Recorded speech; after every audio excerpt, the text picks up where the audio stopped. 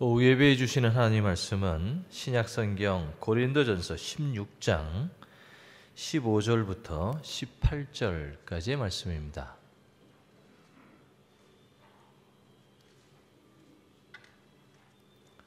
같이 한 절 한 절 교독하시면서 읽도록 하겠습니다. 형제들아, 스데바나의 집은 곧 아가야의 첫 열매요 또 성도 섬기기로 작정한 줄을 너희가 아는지라. 내가 너희를 권하노니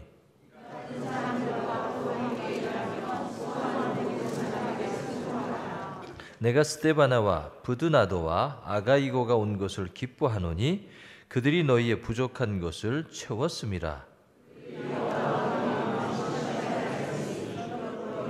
이런 사람들을 알아주라. 아멘.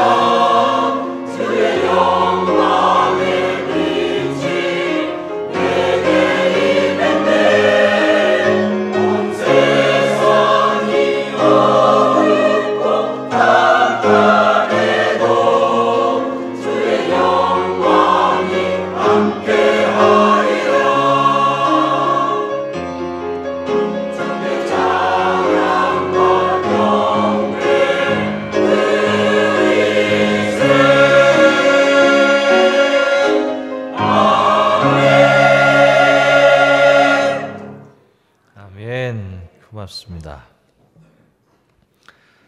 점심들 드시고 또 각자 흩어져서 봉사하시고 특히 오후 예배 드리면 몸도 좀 나른하고 이제 슬슬 잠이 오실 수 있는 그런 시간들이지요.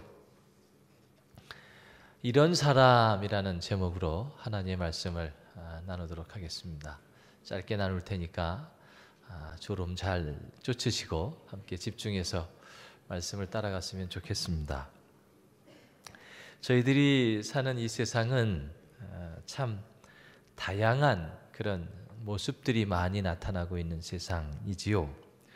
사람들의 생김새도 다양하고 개인들이 추구하는 가치들도 다 다양하고 또 취미도 각자 다 다르고 여러 가지 모양으로 참 다양성들이 존재해서 또 이렇게 어우러지는 또 그래서 아름다움을 만들어내는 세상들입니다.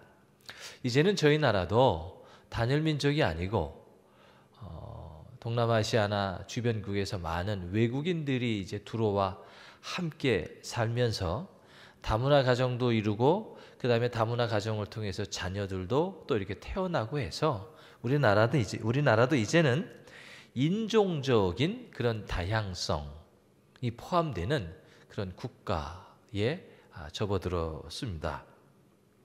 이렇게 다양한 사람들이 모여서 살아가는 그런 삶의 자리에서는 함께 살아야 되는 어떤 그런 모습들 속에서 필연적으로 따라오는 현상이 있는데 그것은 갈등이라고 하는 문제입니다. 오늘날에는 집에서도 자녀들과의 갈등들도 있고요. 또 어디에서든지 간에 이렇게 갈등이 없는 곳이 없습니다. 그래서 우리에게 있는 이 갈등들을 어떻게 잘 소화하고 어떻게 잘 중재하며 어떻게 좋은 해법들을 만들어낼 수 있을까? 이것이 오늘날 지도자들에게 있어서 아주 중요한 그런 덕목이 됩니다. 관계성에 관계된 여러 가지 보고들 가운데 인간관계가 잘 안 되는 사람의 유형이라고 하는 어떤 글이 있습니다. 이 사람들 이렇게 많이 보면 주변에 보면 유독 관계를 잘 못하시는 분들이 있잖아요. 그럼 그 관계를 잘 못하시는 분들은 몇 가지 공통된 특징을 가지고 있다라고 하는 것입니다.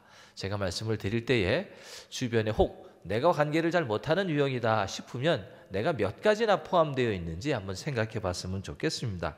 첫째, 관계를 잘 못 맺는 사람의 특징은 첫 번째로 자기 만족에 사로잡혀서 사는 사람들이다 이렇게 이야기합니다. 즉 언제나 자기 중심적, 자기 만족의 관점에서 무엇이든지 일들을 이렇게 만들어가는 유형이다라고 하는 거지요. 두 번째는 형식주의에 사로잡혀 있는 사람들 또한 관계를 잘 못 만들어가는 사람이다 이렇게 이야기합니다. 어떤 사람들 이렇게 주변에서 보면 늘 이렇게 형식, 체면, 법이요, 이런 거에 이렇게 묶여 있는 사람들을 많이 볼 수 있어요. 그런 분들을 보면 관계를 잘 못 맺는 유형에 속한다 이렇게 볼 수 있을 것입니다. 세 번째로는 자기 내면에 상처가 많은 사람들이 인간관계를 잘 못 만들어간다 이렇게 이야기합니다. 어떤 상황에 있든지 간에 내 내면에 상처가 많으니까 상대방의 이야기를 다 내 내면의 상처의 모습 속에서 해석하고 바라보기 때문에 이렇게 내면에 상처가 많은 사람들은 인간관계를 잘 못 맺어간다라는 것이겠지요. 네 번째로는 마지막으로 엘리트 의식이 많은 사람, 어떤 삶의 자리에서든지 간에 우월의식이 있는 사람들이 관계를 잘 못 맺어간다 그렇게 이야기합니다. 늘 다른 사람들 위에 있다고 생각하고 내 말이 맞다라고 생각하는 그런 엘리트 의식에 빠져 있는 사람들일수록 관계를 잘 못 맺어갈 확률이 많다라는 것이요. 이 네 가지 가운데 우리 성도 여러분들은 몇 가지나 포함되어져 있는지요? 저는 말씀 안 드리겠습니다. 미국의 유명한 대학의 졸업생들을 대상으로 해서 성공의 제1 되는 비결이 무엇냐라고 하는 것을 이렇게 물었다라고 합니다. 그러자 그 중에 한 15% 정도가 내가 졸업한 학교의 수준, 그 다음에 내가 전공한 전공, 이것이 나의 성공에 영향력을 많이 미쳤다 이렇게 대답했대요. 그 다음에 나머지 85%는 성공에 제일 되는 비결의 기준이 뭐냐라고 물었을 때에 나머지 85%는 인간관계, 대인관계를 잘해서라고 대답했다라고 합니다.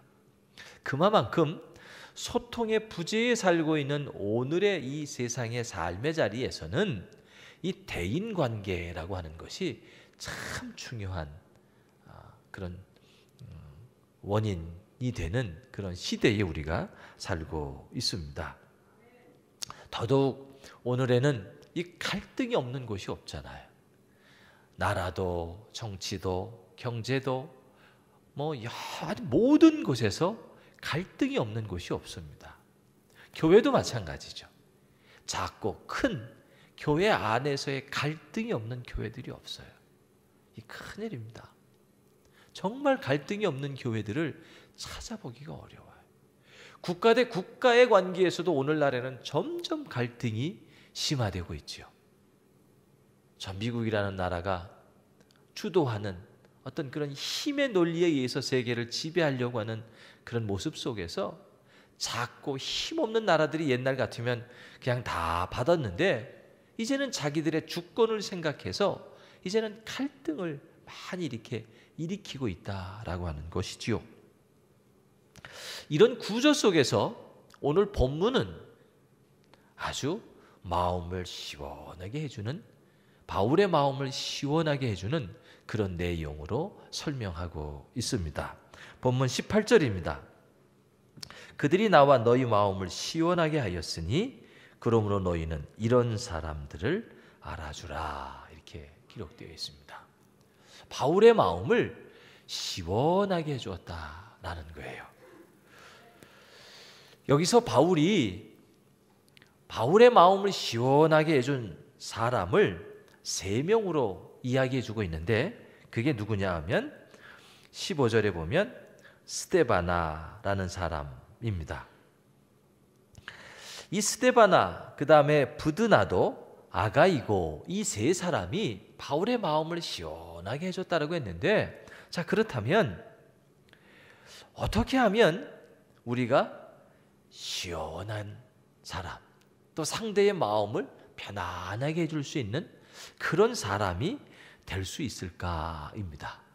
그리고 오늘 바울은 그런 이 스데바나와 부드나도와 아가이고가 바울의 마음을 아주 흡족하게 해줬다라고 한다면 도대체 이 사람이 어떤 행동을 했을 때에 바울의 마음이 그렇게 시원하고 흡족했는가라고 하는 것이지요. 본문 먼저 그 15절을 한번 보도록 하겠습니다. 15절입니다.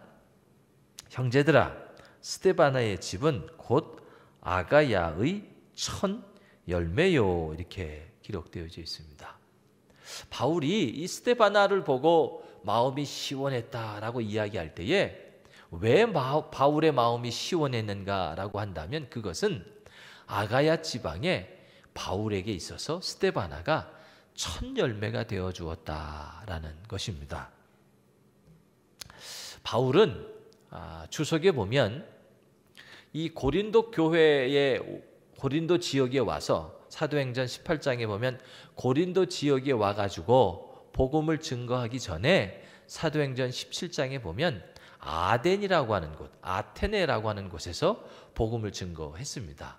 그런데 이 아덴이라고 하는, 아테네라고 하는 이 도시에서 바울이 복음을 증거했는데 여기서 실패를 했어요. 실패한 이유는 그 아테네라고 하는 도시가 상당히 지식이 아주 배움이 많은 도시였습니다. 철학이 아주 왕성하게 활동하던 도시였어요. 바울이 원래 지식이 많고 철학이 높은 사람이었기 때문에 자기 지식과 철학을 가지고 아테네 사람들과 소통하려고 지식을 가지고 접근을 했어요. 복음을 가지고 접근한 게 아니라 지식을 가지고 접근했습니다. 그래서 알지 못하는 신에게라고 시작하면서 바울이 1장 설교를 합니다. 그런데 결과적으로는 몇 사람 못 건지고 복음을 완전히 전도가 실패했습니다. 성경에 나와 있는 내용보다 주석에 보면 훨씬 더 이 아덴이라고 하는 지역에서 바울의 전도 사역은 실패로 끝났다 이렇게 기록되어 있습니다. 자, 이제 실패한 바울이 내가 하나님의 복음을 증거하는 게 참 쉬운 게 아니구나 라고 싶어서 이제 고린도 지역으로 옮겨갑니다. 그리고 고린도 지역에 가서 복음을 증거하는 일을 한 게 아니라 천막 치는 일을 해요. 복음에 실패해서 조금 마음도 위축되고 좀 하기도 싫었겠죠. 그래서 고린도 지역에 가서 바울이 한 일은 천막 치는 일을 이제 생업으로 시작하게 되었다라는 것입니다. 그런데 거기서 천막 치는 집에서 같이 복음을 이제 일을 하다가 그 천막 치는 집의 사람과 더불어 하나님의 말씀에 관하여 나누어지고 이야기를 하다가 궁극적으로 이 스데바나를 만나게 되고, 이 스데바나가 고린도 지역에서 복음을 받아들인 첫 열매가 되어졌다라는 뜻입니다. 그렇기 때문에 바울에게는 사도행전 17장의 아덴이라고 하는 곳에서의 복음을 실패했었던 경험과 또 위축 속에 있었던 자기의 마음을 고린도 지역으로 옮겨서 이 스데바나의 가정이 복음을 받아들이게 되니까 바울은 더없이 마음이 기뻐하게 되었다라는 것이지요. 자, 그렇다면 바울에게 힘이 되어준 사람, 이 바울을 웃게 해준 사람이 스데바나라고 이야기할 때에 이 바울을 통해서 복음을 첫 받아들인 첫 열매가 되어준 이 스데바나는 하나님 앞에서 또 바울에게 첫 열매가 되어주는 과정이 쉬웠겠는가입니다. 옛날에도 저희 나라도 복음을 처음 받아들일 때, 제가 어렸을 때 저희 동네에 교회가 들어오고 예수를 믿는 사람들로 이렇게 바뀌어 나가는 과정들을 보더라도 교회 다니는 게 참 쉽지가 않았죠. 조상 제사 문제도 있었고, 또 동네 어른들과 이렇게 어우러진 어떤 친교 문화 속에서 술 마시고 담배 피는 어떤 그런 것들이 그냥 일상화되어져 있는 그런 문화 속에서 이렇게 어느 날 갑자기 교회를 다니고, 그리고 어느 날 갑자기 조상 제사를 끊고, 어느 날 갑자기 술 모임 자리에 안 나가고 하는 것이 결코 이게 쉬운 일이 아니었다라는 거죠. 특히 우리나라는 체면 문화죠. 체면 문화. 그래서 남들과 이렇게 함께 어우러지고 함께 가는 거가 아주 익숙한 그런 문화라고 하는 것입니다. 그런데 어느 날 갑자기 교회 다닌다고 해서 그런 관계들을 정리하고 나는 이제 교회 다닐 거야 라고 이렇게 나의 삶의 모습을 확 바꾼다고 하는 것이 무지하게 쉬운 일이 아니다라는 거죠. 그런 관점에서 스데바나가 바울에게 있어서 첫 열매가 되었다라고 하는 것은 스데바나에게는 참 어려운 결정이었다라는 것입니다. 교회들도 마찬가지입니다. 교회들도 이렇게 오랫동안 교회 안에서 가족 공동체로 신앙생활을 이렇게 하게 되지요. 그래서 보면 예배당에서 앉는 자리도 대부분 다 거의 똑같은 자리에 앉게 되고, 그 주변에 앉아서 함께 예배 드리는 사람들도 다 거의 친한 사람들끼리 앉아서 예배를 드리죠. 그리고 내가 성가대를 한다 그래도 성가대에 함께하는 동료에서 함께 성가대 자리로 옮겨서 봉사하는 사람들도 다 이렇게 끼리끼리 친한 사람들끼리 모여서 봉사를 하게 되어져 있습니다. 그렇다면 우리가 우리의 신앙의 패턴들을, 신앙의 모습들을 잘 알지요. 서로 우리가 우리의 신앙의 모습을 잘 알고 있습니다. 그런데 이제 우리 샬롬 성가대라고 예를 들겠어요. 샬롬 성가대가 오후 예배 드리기 전에 성가대 연습이 끝나지요. 그러면 자, 이제 끼리끼리 친한 분들이 모여서 오후 예배를 안 드리고 다시 당신들끼리 모여서 차를 마시러 간다든가 아니면 무슨 또 다른 어떤 행동 모임을 한다든가 이제 그런 모임들이 이렇게 자연스럽게 만들어져 있습니다. 근데 어느 날 갑자기 한 사람이 은혜를 받고 나 오늘부터 오후 예배 드릴 거야 라는 마음을 먹고 오후 예배 드리러 온다고 한다면 이게 아무것도 아닌 것 같은데, 사람의 관계라고 하는 문화에서는 그게 그렇게 쉬운 게 아니라는 것입니다. 그게 쉬운 게 아니라는 거예요.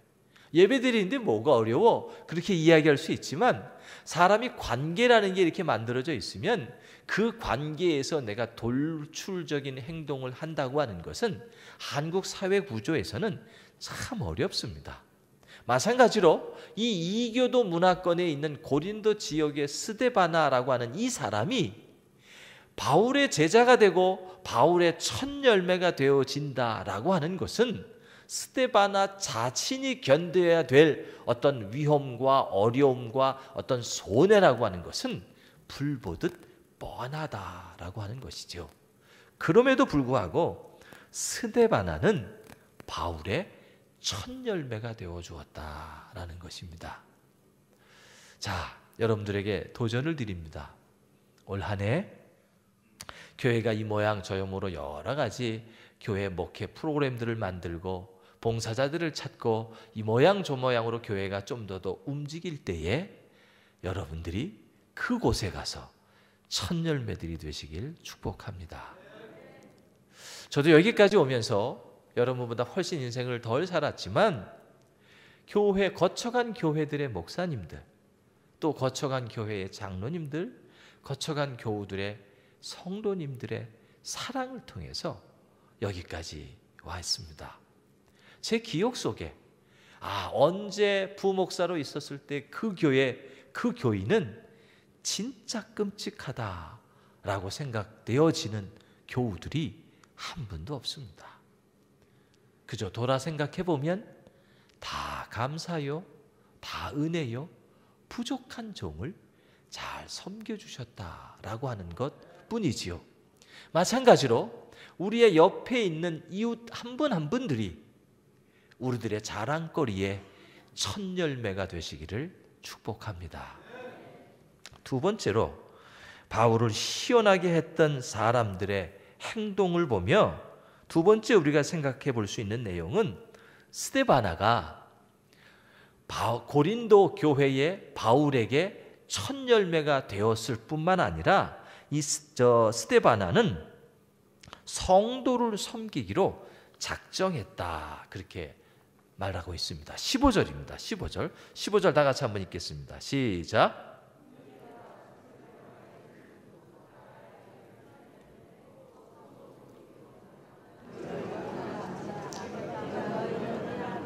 네, 스데바라고 하는 사람은 바울에게 있어서는 첫 열매로 바울을 시원하게 했을 뿐만 아니라 자기 자신에게는 성도를 섬기기로 작정했다, 이렇게 기록합니다. 자, 우리가 누군가에게 좋은 모습, 누군가에게 충성된 일꾼이 될 수는 있지요. 누군가에게 충성된 종의 모습으로 관계를 맺을 수는 있습니다. 그러나 그 누군가도 속해져 있고 나도 속해져 있고 또 다른 사람도 속해져 있는 공동체 안에서 모든 사람들에게 존경을 받고 모든 사람들에게 인정을 받는 그런 관계들을 만들어 간다라고 하는 것은 이게 쉬운 게 아니죠. 이게 쉬운 게 아닙니다. 때로는 제가 누군가에게는 좋은 사람, 첫 열매로 인정받을 수 있는 사람이 될 수 있지만 또 때로는 내가 누군가에게는 이 사람에게는 자랑거리가 되는데 이 사람에게는 자랑거리가 되지 못할 수도 있다라는 것입니다. 그게 우리의 한계이지요. 즉 바울이 목회했던 고린도 교회에 스데바나라고 하는 사람은 바울에게는 충성된 일꾼이 될 수 있을 수는 있지만 스데바나 자신을 통하여 고린도 교회에서 행해지는 스데바나의 모습을 보면서 바울이 스데바나를 자랑스럽게 내놓지 못할 수도 있다라는 것입니다. 그리고 그 모습은 철저하게 스데바나 자신에게 달려 있다라는 거지요. 오늘 본문의 스데바나는 바울에게는 첫 열매가 되어서 바울의 마음을 희연하게 해줬다면, 바울 스스로 다짐하고 있는 것은 자기 자신이 바울이 목회하고 있는 고린도 교회를 위해서는 성도 섬기기로 작정을 했다라고 하는 말씀입니다. 이런 스데바나의 모습이기 때문에, 이런 스데바나와 같은 사람이었기 때문에 모든 고린도 교회의 공동체원들로부터 존경을 받을 수 있었다라는 것이지요. 우리가 잘 아는 그 예화 있지요. 저는 이 예화를 읽을 때마다 제가 웃음이 나와서 이 예화를 다시 한번 소개합니다. 아마 여러분들도 거의 다 아시는 그런 예화일 거예요. 어떤 장로님이 천국에 가셨다라고 합니다. 천국에 가셨는데도 너무 배가 고프셔서 천국 어느 한 식당에 들어갔다라는 거지요. 식당에 들어가서 주문을 받으려고 종업원을 기다리는데 종업원들이 아무도 이렇게 서빙을 안 오는 것이었습니다. 그러자 이제 슬슬 이 장로님이 기분이 좀 나빠지면서 서비스가 왜 이렇게 안 좋은가 라고 생각하면서 종업원을 붙잡고 물었습니다. 아니, 손님이 왔는데 왜 물도 갖다 주지 않고 주문도 받지 않는 겁니까? 이렇게 질문했다고 합니다. 그러자 이 종업원이 씨 웃으시면서 장로님, 여기는 셀프 서비스입니다, 이렇게 대답을 했다고 합니다. 그래서 장로님이 더 화가 나서, 아니 무슨 소리를 하고 있는 거냐, 옆에 있는 저 사람들은 저렇게 서빙을 잘 해주는데 왜 장로님 하면서 나에게는 셀프 서비스라고 이야기를 하느냐라고 이야기를 하니까 종업원이 또 씨 웃으시면서 저 사람들은 직분이 집사고 평신도기 때문에 서빙을 받고 있습니다, 이렇게 이야기했다라는 것이지요. 세상에 있을 때 장로님들은 집사님들보다 또 평신도들보다 아마 조금 그 대접을 좀 더 받으셨나 보지요. 천국에 웃지 못할 예화니까 그렇습니다. 그러니까 장로님이 더 화가 나서 이번에는, 그럼 장로님 생각에 집사님과 평신도가 자기들보다 서비스를 좀 못 받았다고 생각하면 나보다 서비스를 더 받았을 목사님은 어디에 계신가 궁금해가지고 이 종업원에게 그럼 목사님은 어디 계십니까? 라고 좀 화가 난 투로 질문을 던졌습니다. 그러자 종업원들은 지금 목사님들은 배달 나갔습니다. 웃지 못할, 진짜 그렇다는 얘기는 아니겠지요. 저는 이 예화를 읽을 때마다 참 웃음을 멈출 수가 없습니다. 스데바나는 바울에게는 첫 열매가 되는 그런 충성된 일꾼이요, 충성된 일꾼으로서 바울과 고린도 교회의 누가 되는 그런 사람이 되지 않기 위하여 자기 자신에게는 성도 섬기기로 작정을 했다라고 이렇게 고백합니다.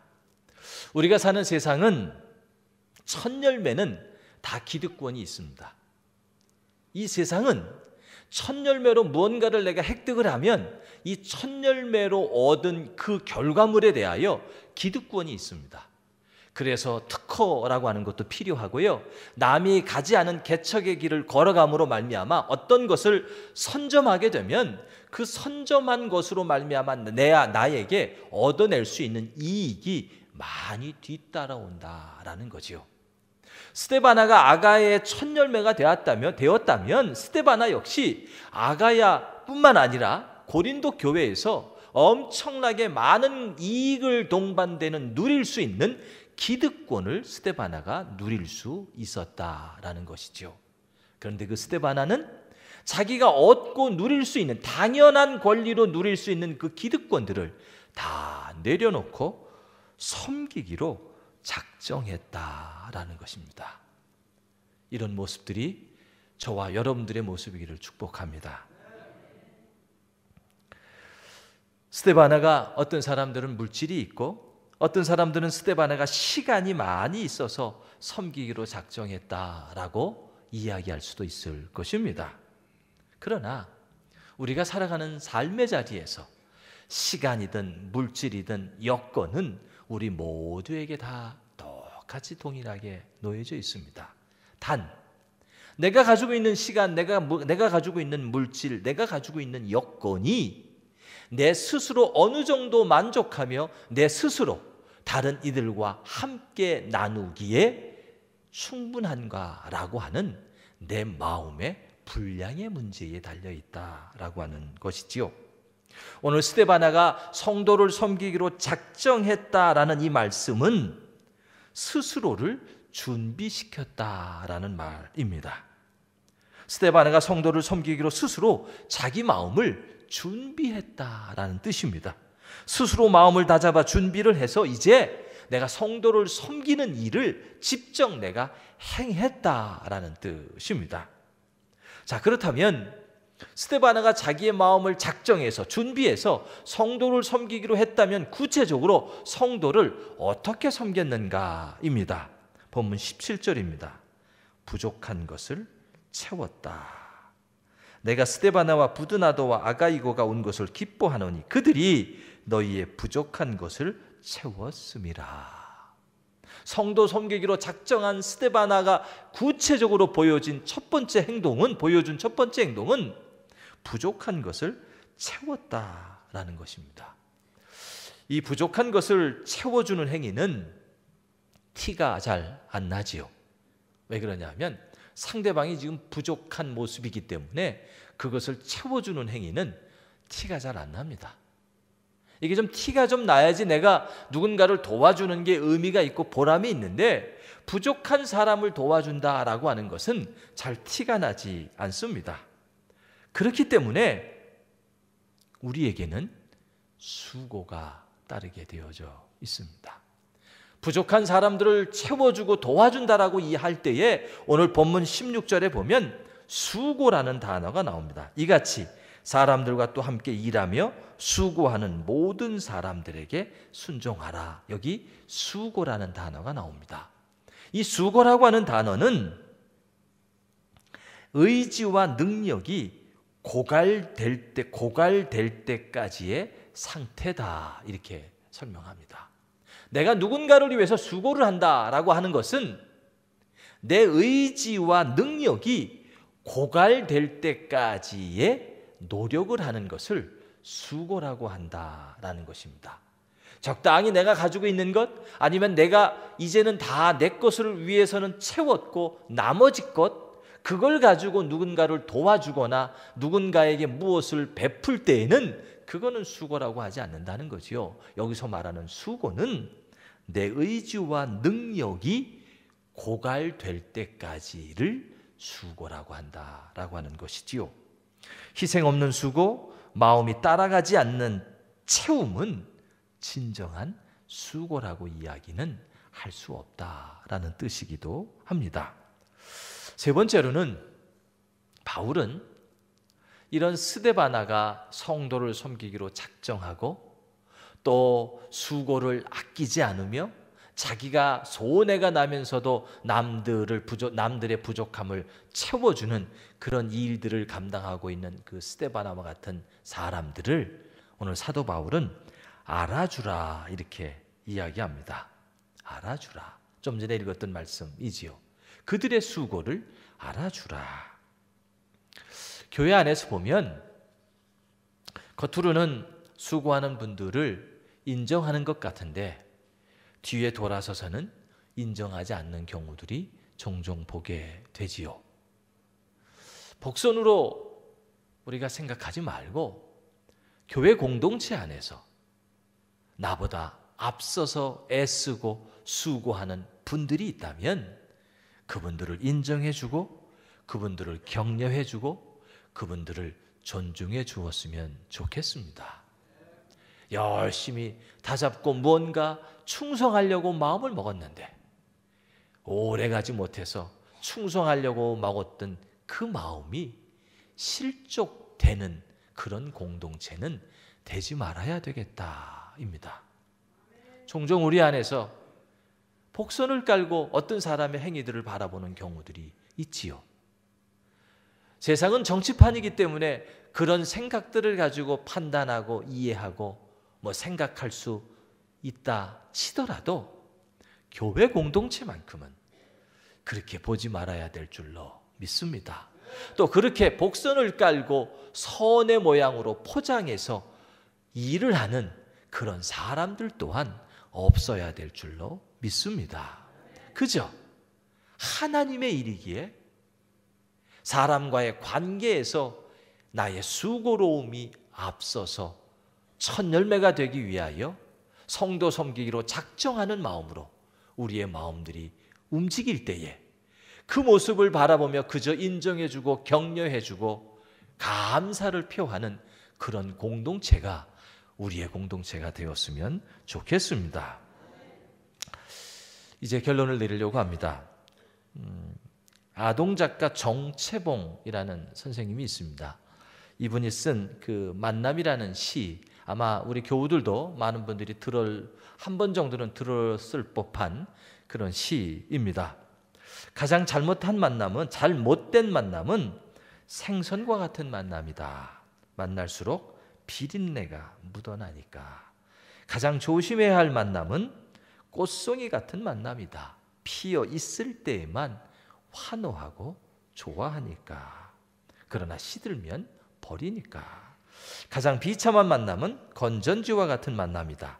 힘이 있을 때에는 잘 쓰지만 달아 빠지면 쓰레기통에 버리니까.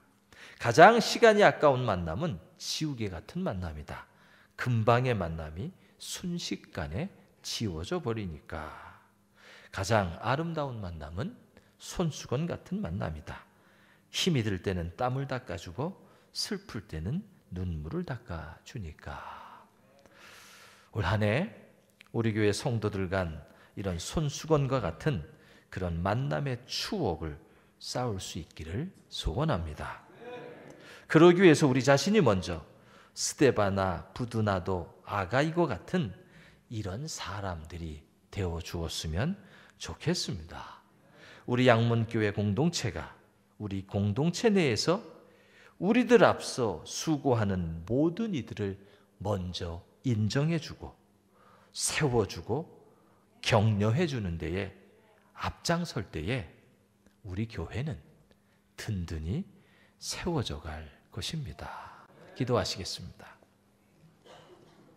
하나님 아버지, 오늘 우리가 주 앞에 다시금 오후 시간에 모여서 예배합니다. 우리 모든 자신들이 기꺼이 섬기기로 작정하는 이 고린도 교회의 3명과 같은 이런 사람들이 되게 하여 주시옵소서. 예수님의 이름으로 기도하옵나이다. 아멘.